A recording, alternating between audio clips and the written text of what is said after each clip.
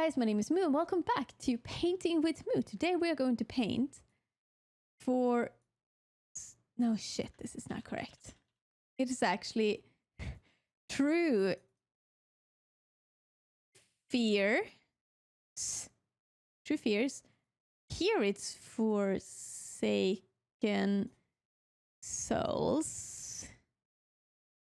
Part 1 and 2, because I played 1 and 2 back to back, because I felt like it was good to have the kind of continuation of the story, because it was kind of connected to, or it was completely connected. It's basically, it stopped at one point and then the second one just instantly followed, which I thought was really good. So there weren't many things like separating them. Like it wasn't anything like this is where the first story begins and then the second story is kind of related to the first and it just happens to be somewhere else or something. Like look at The Last of Us, for example.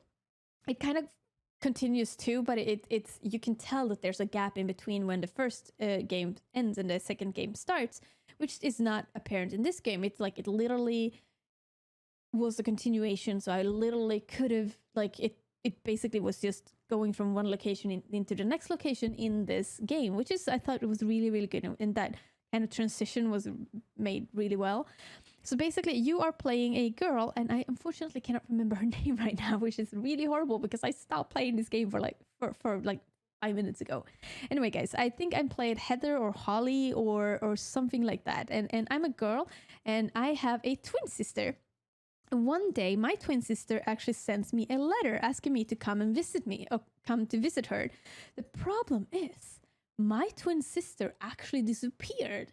And now, basically, this game starts, or this objective of this game is for me to find my twin sister by first going to the address. I think it was her house that she asked us to come to. So basically, I'm going out to search for my sister, and now I'm going to go through several locations, several of adventures where I can try to uncover the story about why she disappeared and why she's asking me to go to her house today, and like everything that happened in between, and finding out like the story from like, or find out what happened, my family history more or less. This game is a very simple game. It is I want to say it's like a hidden object kind of games, because in part 1 you have adventure mode or you have hidden objects mode. Hidden object mode is exactly what it means, that you will end up finding puzzles where you have a list of items that you need to find in a picture. So basically, you just go and find each of the items, and you're crossing them off. And the more you find, the less they become. And the adventure mode is more like you have a scenario, and in this scenario, you need to either find objects or find items that you can use to. For example, you might need to find a hammer. This is supposed to be hammer. You find a hammer to break a box, which is on the same scenario. So you're kind of doing small actions and small puzzles to be able to find the last item that you need to find, which is going to be the item that you need to use to continue the adventure. The thing is, on top of these two game modes, there's also like a story where you are walking as the main character, and you're walking into rooms, and then you're solving mini puzzle in each of the rooms. But it's not very linear, because you can find something in the first room, and then you need to go to the second room to find an item, and then you need to go back to the first room. So it's linear in the way that you cannot not find your way. Like what I mean is that you cannot go on. It's not a sandbox mode. You cannot go everywhere and just find 250 million items and then not use it to actually finish the game, because all of the items that you find will be useful for you in some way to be able to finalize the game and finish or continue to the next stage, for example. So it is very simple. Like there's not many mechanics. You use your mouse to click. You don't use your keyboard at all to move around or anything. You just use your mouse to click to either by picking up items, or you use them to pick up the items for inventory and use them on the screen. So it's a very simplistic mechanical game. The story is a little bit of mysterious, and it's a little bit scary. There are some scary elements in there, definitely, and there's a lot of things that happens in this story, basically. So yeah, um I think without spoiling more of the game, that's probably as much as I can say. And in the second part, though, you don't have the option to choose between the adventure or hidden object. It's going to be automatically adventure kind of mode. It's not in the same as in you get to a scenario and you need to do certain things, but you will end up like having to do a lot of mini puzzles throughout the game to be able to finalize and continue on. So it's not going to be that you get to a part and it's going to be a complete scenario and you need to finish that scenario in that sense.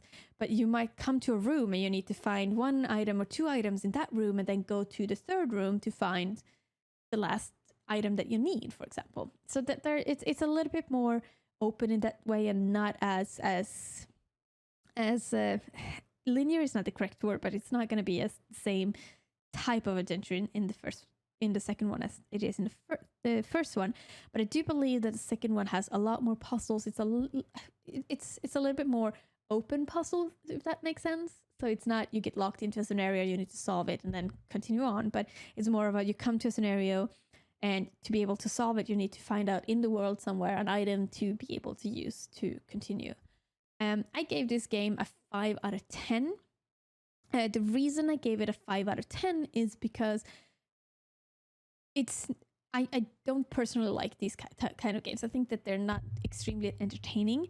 I think they're a little bit too simple for me. Like, sure, there are some puzzles that are a little bit difficult and could require a little bit of reading and understanding the story to be able to solve them. But they're not difficult. Like, most of the times you can trial and error in order to solve the puzzle, or you will be able to have a clue you need to have a certain clue to actually be able to start the puzzle, which means that there is very little chances or very little possibilities for you to fail. And also there is unless you pick the expert difficulty level, there always going to be a hint button, and I think it was a skip button for the puzzles. I'm not sure, I never skipped it, but I think it is, because usually these kind of games have a skip puzzle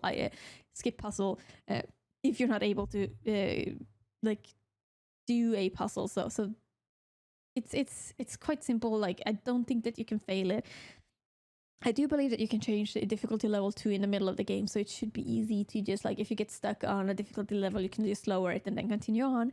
The story has a little bit of twists and turns, and there are a lot of reading. The reading part is also one of the reasons why I gave it 5 out of 10. It's a little bit too much reading for me, but it's actually required to understand the story quite good, and I think the story is decent for being this type of game, and it contains a lot of elements that I personally enjoy, which is kind of interesting. So yeah, I wouldn't say that it was the best game that I've ever played, but I can't say that it's a bad game either. So if you like these type of games, definitely I think this is a game for you, and I think you probably scored higher than I did.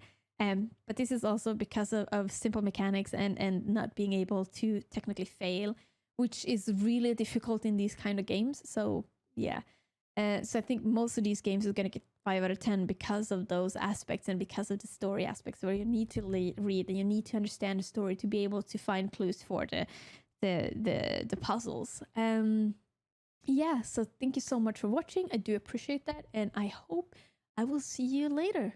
And hopefully we will play the third part and see whatever happened to this girl, which names I cannot remember. Anyway, guys, thank you so much for watching. I'll see you later. Bye.